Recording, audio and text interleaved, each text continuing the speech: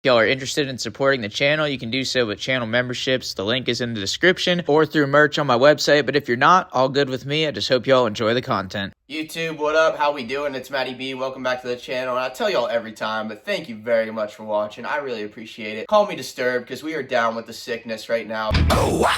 But it's alright, it's in the contract this time of year. And we got some great racing last night. Finally, we got the privilege of watching some Supercross here in 2025. Anaheim 1 went down last night. It was an exciting one. We had some action. I was glad there wasn't any runaways from any of the usual suspects. I do not have Top Chick with me this time. She told me she didn't have much to say about the race. She wasn't super into it. So if you missed Top Chick's presence on this video like I do, please tell me in the comments. And yeah, what'd you guys think about the race? Let me know if you enjoyed it, what you thought was good, what you thought sucked. If you thought anybody underperformed, overperformed, all the ins and outs, let me know. I love to go back and forth with you guys in the comments. To start out, I want to talk about the track. I was a little bit disappointed. I had high hopes after looking at the track maps. I thought they were going to be a lot better this year. Looked like they had gotten some creativity in them and have tried some new things, but I don't think they quite panned out for A1. But usually A1 isn't the most technical track anyway. A couple things, just from one lapper's opinion. I don't build tracks or anything, so take this with a grain of salt. But I think the section with the new little step-up obstacle, I think had they made the fourth jump in that sequence low, I think on, off, double, or over, and then triple would have both been viable combos, but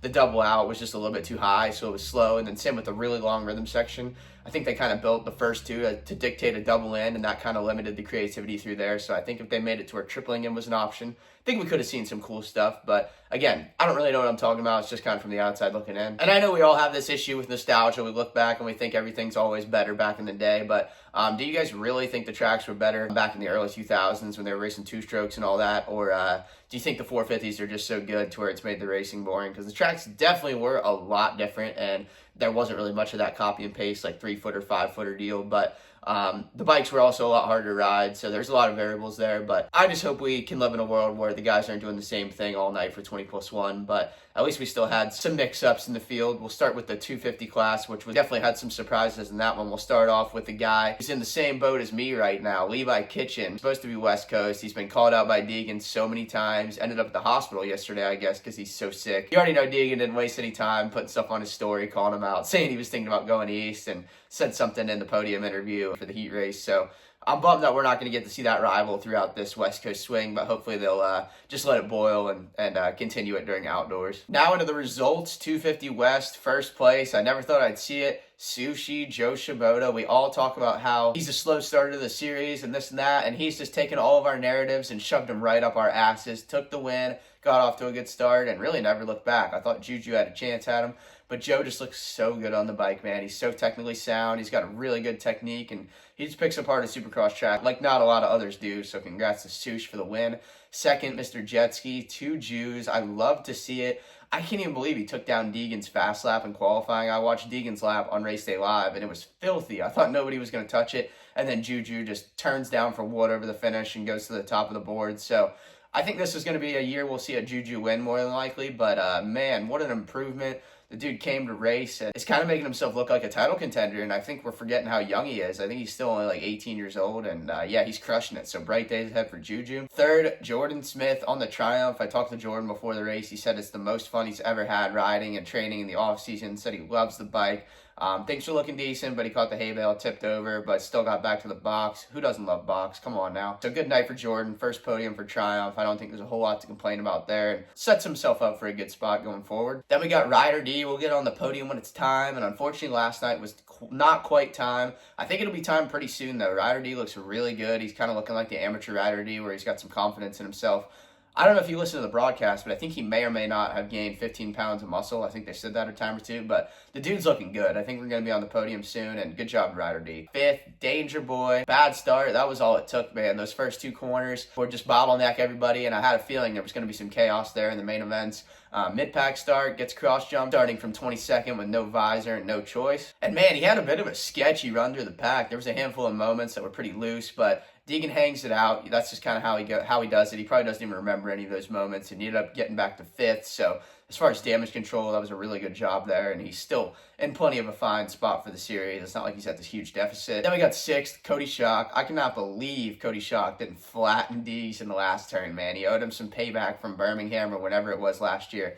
where Deegs teed him up and broke Cody Schock's collarbone. But really good ride for Cody Schock. Came from way back to make it straight through in the heat race. And then he was silent in that main event, but man, he was right there behind Smith and Ryder and all those guys. So Cody Schock, he's kind of a silent killer, man. I feel like not a lot of people are talking about him, but he has gotten so much better over the years.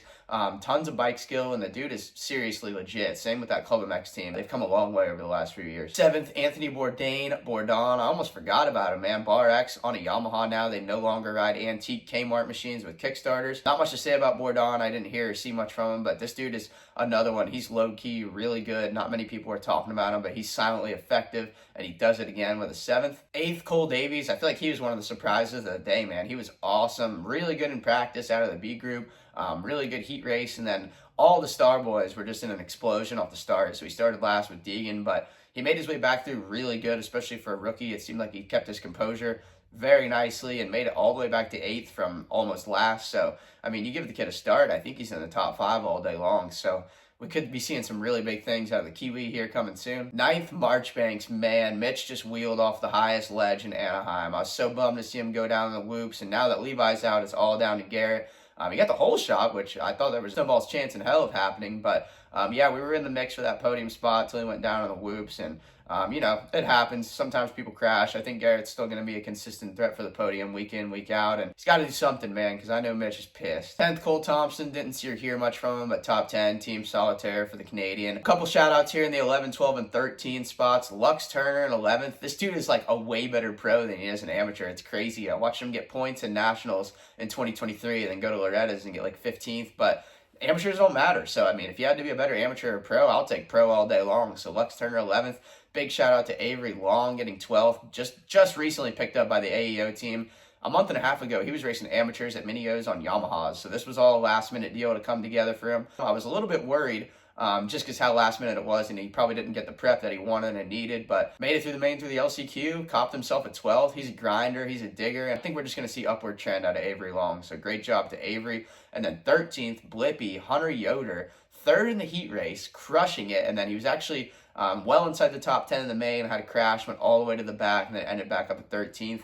I think Yoder is one of the most criminally underrated people in this series. I feel like he's somebody that, you know, some of these teams maybe could think about taking a Hail Mary on him because the dude's got tons of talent. I've seen him ride myself. He does transfers like K-Dub, Stoppies, Wheelie Boys, Baltimore. Yoder can do it all, and he can get 13th too, so good job, Yoder. Cool to see Michael Moseman back from the dead at Star Racing, P15.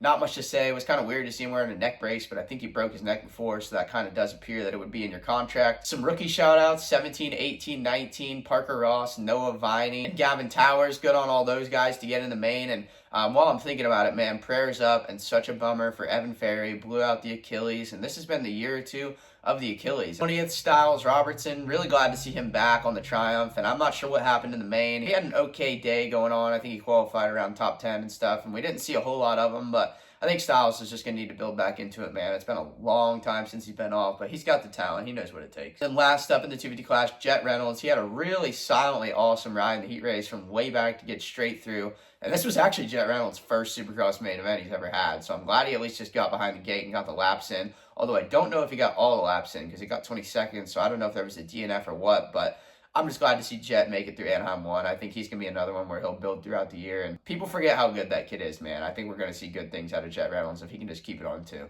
That's it for the 250. Now we'll go straight into the 450. P1, Chase Sexton. Man, KTM's got to be so pissed. They're paying out these bonuses. Chase looked like the Chase that he used to be on factory Honda. He looked really good. The bike looked awesome. Besides that stall, there wasn't even really hardly a mistake for the evening. So really good for Sexton. I'm glad to see him backfiring on all cylinders because we need all these guys as good as they can get to try to deal with the Jet, who I'll get to in about 11 more spots, which is kind of crazy to say, but at least we didn't have a runaway. Second, Kickstart Kenny. Moto Memes put up a meme of Kenny on the podium saying he was the real Grandpa Earl of motocross, and man, Kenny is a vet, been around forever, and he had the most silent day of all time. I almost forgot he was even there, but heat race comes around, he wins it, main event, he's in the mix, and one mistake from Chase, and we'd be talking about Kenny winning Anaheim 1, so awesome start to the series for Kenny. Then we got third, Jason Anderson. Man, Top Chick's been hating on him. Top Chick picked him like 10th, said he was going to do horrible, but Anderson looked really good. He always comes out firing at the opener, and he always seems to be really comfortable on these slippery tracks. He's really good at finding traction when nobody else can. He moves around on the bike a lot, and really good start to the season for Anderson. And I'd like to see him get back in the winner's circle just to get a little bit more of that confidence that he used to have, and then he can make himself one of those players to challenge for the title. Fourth, Cooper Webb, another silent day. Didn't really see or hear much from him until the main event, and just another silently effective ride right in the 4th spot. Beat several of the other title contenders. Got everybody right in the spot he wants them. 5th, Tomac, man, what could have been. I feel like Eli was off of the races, or at least we could have had a sick Eli chase battle, but fastest qualifier, which was awesome to see. The old dog still has it. Rips the whole shot in the main event. I thought he was gone, but he ended up washing the front Davolo style right away. Made himself roadkill. Sexton done wheel tap right over his body, but Eli's a dog. Gets back up and almost last, and man, I swear he was in like 8th in like 4 minutes. It was crazy how fast he went back up, and then the charge kind of stalled off a little bit, and then he had that sick battle at the end with Barsha making it happen, and it just, to me, it looks like beast mode's back, man. He looks so comfortable. He's slinging the rear end around, and that's something I'm stoked about because a comfy Eli is always fun to watch and always makes it interesting. 6th, Barsha. I thought that was a good quiet ride for him. He looked really good in the whoops. I feel like Barsha might have been the fastest guy in the whoops, which is kind of crazy for those Austrian models and the steel frames and all that. Everybody says they struggle in the whoops, but Barsha was flying through them. But I don't